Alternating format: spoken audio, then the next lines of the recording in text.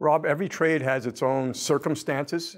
Can you lead us into the Jake Muzzin situation and the motivation and the timing behind it? Yeah, obviously, I think all of us are on the same page. We're not happy where our team is. And we understand that changes has to be made, and changes are going to be made towards the future. And this was part of those changes. Looking ahead, you've used the word future.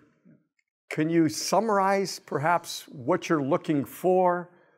I know it's tough to be specific at this time because, again, maybe every day something changes around the Kings, around the league, but as specific as you can get looking forward, what you're looking for. Yeah, and I think every deal kind of changes a little bit. Obviously, this was surrounding around prospects and draft picks. And if you look at the shape of the deal, that's what it worked out that way. And we feel a need in our organization for prospects and draft picks, and that's why we address that.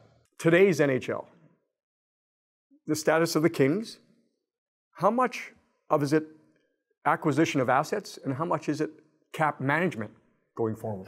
Both. I don't think you can be near the bottom of the league and have a high payroll. You have to take care of that aspect.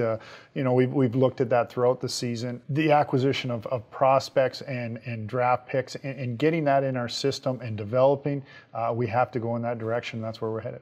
Jake's been around for a long time. Huge part of great success. Does it make it any more difficult, that personal attachment you have when you have to or decide to let go of a player like Jake? Sure. I mean, if you take a look at the history here the last eight years and what they've been able to accomplish with these teams, the players that were part of that have taken this franchise to the highest level. Jake was a big part of it. Tremendous defenseman and going to be a good defenseman and still is a good defenseman. And yeah, no, it makes it very difficult. It's never easy to do a deal like that. Younger players, prospects, they have their unknowns, but they also have their potential.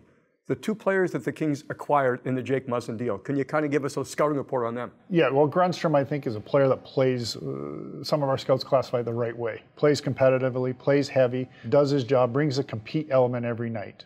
Sean Dursey, being in junior, more of a power play guy, a right shot that can anchor the power play, that brings the puck up and distributes it both with speed and passing. Rob, as always, thank you so much for your time, especially at this time of year. No problem.